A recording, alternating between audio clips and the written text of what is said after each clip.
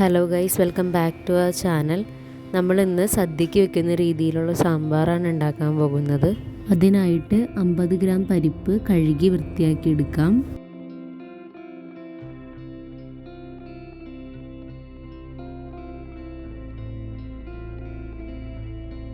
പരിപ്പ് കഴുകി വൃത്തിയാക്കിയെടുത്തതിനു ശേഷം ഏത് പാത്രത്തിലാണ് സാമ്പാർ വയ്ക്കാൻ പോകുന്നത് അതിലേക്ക് ഇട്ട് കൊടുക്കാം.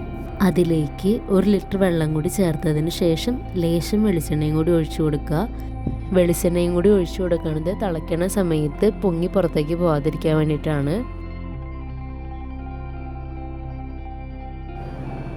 നമ്മളിവിടെ സാമ്പാറിന് കഷ്ണങ്ങളായിട്ട് എടുത്തത് ഉരുളക്കിഴങ്ങും തക്കാളിയും വെണ്ടയ്ക്കയും മുരിങ്ങാക്കോലും മത്തങ്ങയും വഴുതനങ്ങയാണ്. സാമ്പാറിന് വേണ്ട കഷ്ണങ്ങളെല്ലാം വീഡിയോയിൽ കാണുന്ന പോലെ അരിഞ്ഞെടുക്കാം.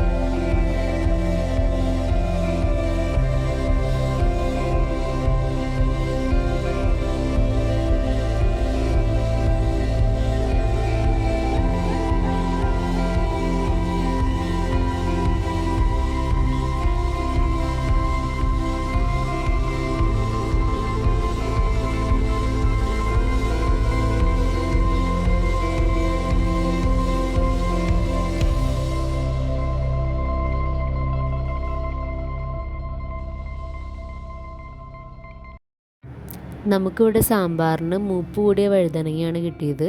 മൂപ്പ് കൂടിയ വഴുതനങ്ങയാണെങ്കിൽ അത് നുറുക്കിയതിന് ശേഷം നന്നായിട്ട് കഴുകി അതിൻ്റെ ഉള്ള അരി കളയുക. അരി കളഞ്ഞില്ലെങ്കിൽ ചവർക്കാൻ സാധ്യതയുണ്ട്.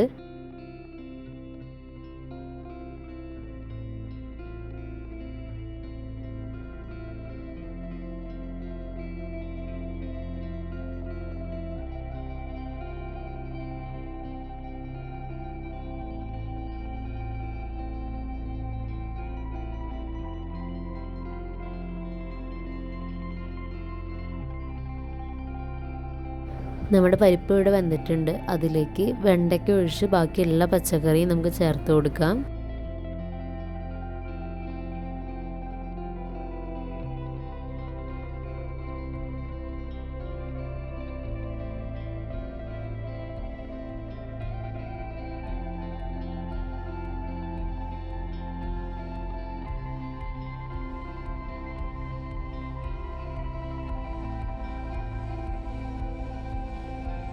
ഒരു ഗ്ലാസ് വെള്ളം കൂടി ചേർത്തതിന് ശേഷം പാകത്തിന് ഉപ്പും ലേശം മഞ്ഞൾപ്പൊടിയും കൂടി ചേർത്ത് കൊടുക്കാം. അതിലേക്ക് 2 തണ്ട് വേപ്പിലയും കൂടി ചേർത്തതിന് ശേഷം അടച്ചു വെച്ച് വേവിക്കാം.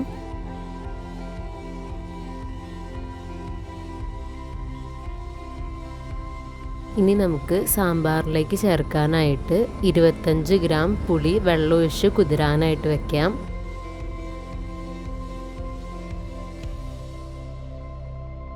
കഷ്ണമൊക്കെ ഇട്ട് തിളച്ച് വരുമ്പോഴേക്കും അതിലേക്ക് ഒരു ചെറിയ കഷ്ണം കായം കൂടി ചേർത്ത് കൊടുക്കാം. അതിൻ്റെ കൂടെ തന്നെ നേരത്തെ കുതിരാൻ വെച്ചിരുന്ന പുളി ഞെരടിയിട്ട് അതിൻ്റെ വെള്ളം കൂടി ചേർത്ത് കൊടുക്കാം.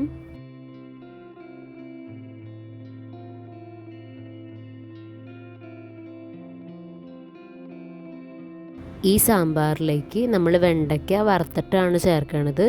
ഒരു ചട്ടിയിൽ ലേശം വെളിച്ചെണ്ണ ഒഴിച്ചതിന് ശേഷം വെണ്ടയ്ക്ക ഇതുപോലെ വറുത്തെടുക്കാം.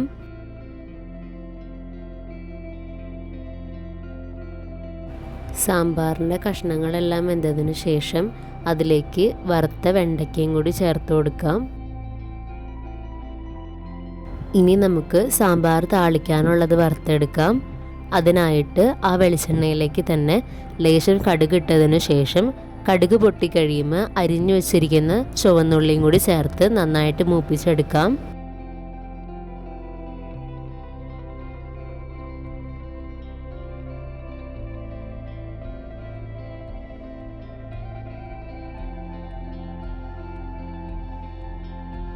ചുവന്നുള്ളി ചെറുതായിട്ട് കളർ മാറി തുടങ്ങുമ്പോൾ അതിലേക്ക് വേപ്പിലയും കൂടി ചേർത്ത് കൊടുക്കാം.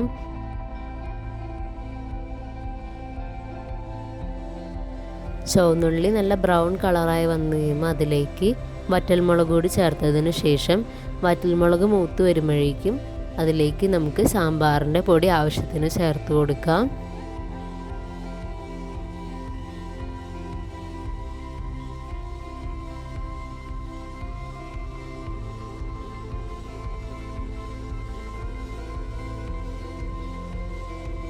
സാമ്പാർ പൊടിയുടെ പച്ചമണമൊക്കെ മാറി വന്നു കഴിയുമ്പോൾ താളിച്ചത് നമുക്ക് ചേർത്ത് കൊടുക്കാം.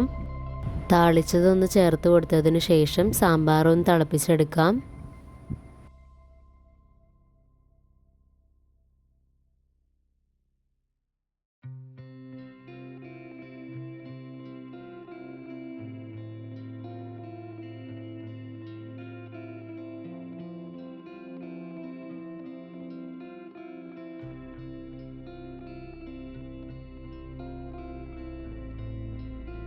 സാമ്പാർ അടുപ്പത്ത് നിന്ന് ഇറക്കുന്നതിന് തൊട്ട് മുമ്പായിട്ട് മല്ലിയില ചേർത്ത് കൊടുക്കാം. സാമ്പാർ ഇവിടെ റെഡി ആയിട്ടുണ്ട്. വീഡിയോ ഇഷ്ടമായെങ്കിൽ എല്ലാവരും ലൈക്ക് ചെയ്യുക, ഷെയർ ചെയ്യുക, സബ്സ്ക്രൈബ് ചെയ്ത് ഈ ചാനലും സപ്പോർട്ട് ചെയ്യുക. Thanks for watching.